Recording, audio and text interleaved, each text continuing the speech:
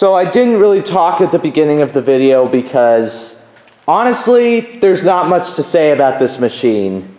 Other than that, it was made in America in 1995, and that it is super loud like most of the Elite style Hoover machines. So there you go, and this video is dedicated to one of my subscribers, Grayson's Vacs and Mowers, who I've seen in his videos loves these machines, so I figured since this is the only one I have, I might as well make a video of it just for him.